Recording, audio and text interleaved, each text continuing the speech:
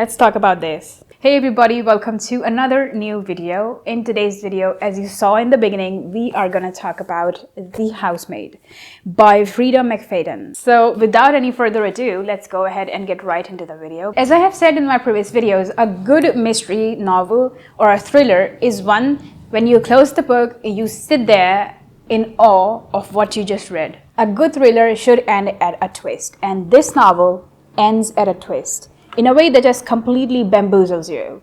And I literally was sat there baffled as to what did I just read. The Housemaid is basically a story of a housemaid. It's told from the perspective of a housemaid, a girl named Millie who is in search of a job.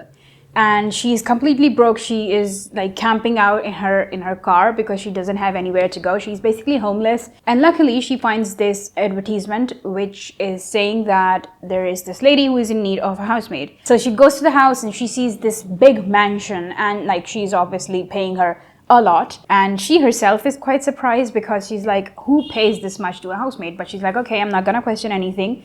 But the house has got this eerie feeling to it. And then the lady's like, okay, so like we are giving you the facility to stay in the house all the time so that whenever we need you, you can be with us. She says, okay, up in the attic, there is a room which you will be residing in. It's a really tiny room with, it doesn't even have a toilet attached to it. Rather, like she has to go outside of the room to do her business. And it has also got a window. So Millie, our protagonist, starts scoping out the room. She realizes that the window doesn't open, like it's completely shut. And then she also notices that her room only locks from the outside.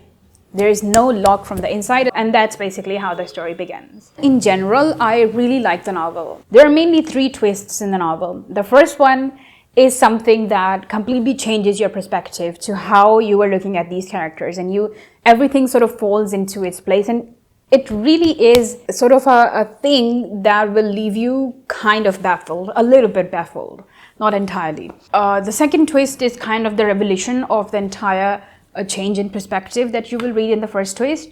And then the third twist is at the very end of the novel, and it will literally leave you gasping. I didn't see it coming at all, and I was like, wow.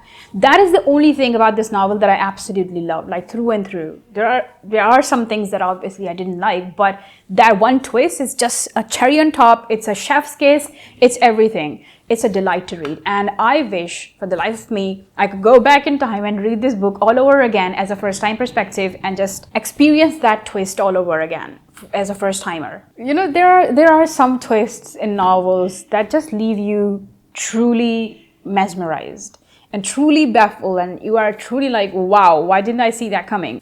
First of all, the way this novel has been written, especially the first half of the novel, up until the first twist, things kind of fall into their own place. I feel like the shock that the first twist would have given was mellowed down by the way the author has sort of written the character of Andrew and his interaction with Millie. And it goes on and on for so long that by the time you read about that change in perspective kind of twist, you already know what's going to happen, and like you already know why these events were happening in the first place. And it just doesn't hit you like a twist would hit. And from that point onwards, you read the story from the point of view of Nina Winchester, and it just put things into so much perspective. I kind of like that, even though I was like, okay, what's the point of reading reading Nina's perspective? But then all the little things that were happening in the first part, you get to learn about those things in the second part. And even though I thought that it would feel repetitive, it doesn't feel repetitive at all. And I was enjoying reading that. One more thing about this novel is that every character literally has secrets. And you as a reader don't know those secrets about those secrets either.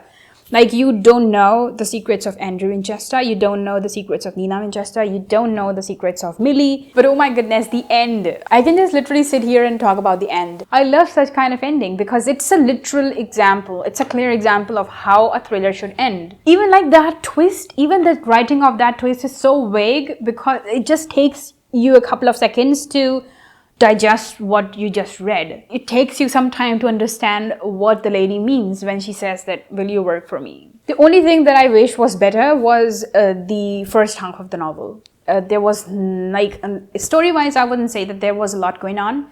Even though the premise was being set, the plot was thickening as I was flipping the pages. But it is what it is. Yes, I was thinking that Nina Winchester was behind all of the thing. I thought that Andrew was this innocent man who was getting targeted by Nina Winchester because she's this malicious woman. I was wrong.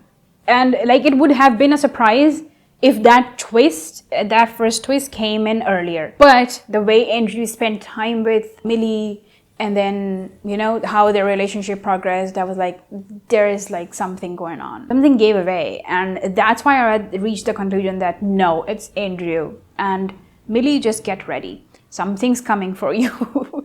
And it came right at a point where I knew that was coming. So it wasn't a surprise. So those were some positives and some negatives. I really, really enjoyed the novel. And it was a fun read, honestly. So if you are into thrillers, I would highly, highly recommend that you read it. And for the first time ever, honestly, I would say that this deserves the hype that it's getting.